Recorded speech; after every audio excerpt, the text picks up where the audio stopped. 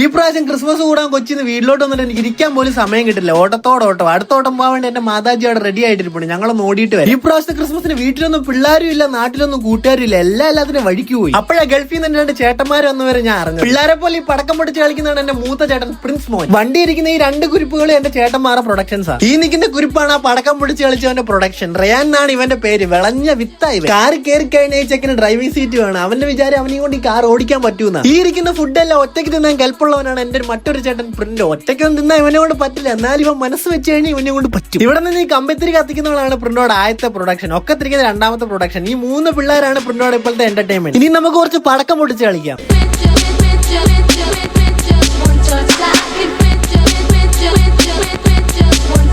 ഈ നിൽക്കുന്നതാണ് എന്റെ ചേട്ടന്റെ വൈഫ്. ചേച്ചി വന്ന പിന്നാണ് ചേട്ടന്റെ ലൈഫ് ഫുള്ള് കളർഫുൾ ആയത്.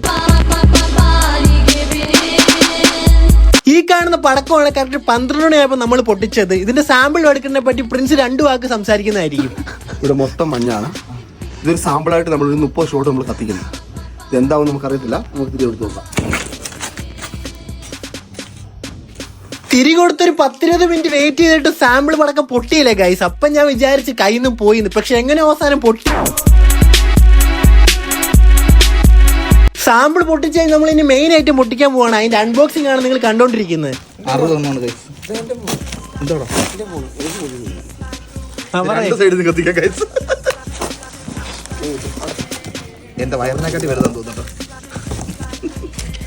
കറക്റ്റ് 12 മണിയാകുമ്പോൾ പടക്കവും പൊട്ടിച്ച് ക്രിസ്മസും വരവേറ്റു. അങ്ങനെ ഈ പ്രാവശ്യത്തെ ക്രിസ്മസ് അടിപൊളിയായിട്ട് ഞാൻ കുടുംബക്കാരോട് അങ്ങോട്ട് കൂടും. 60ന്റെ ഷോട്ട് നിന്നങ്ങോട്ട് കത്തണയായിരുന്നു.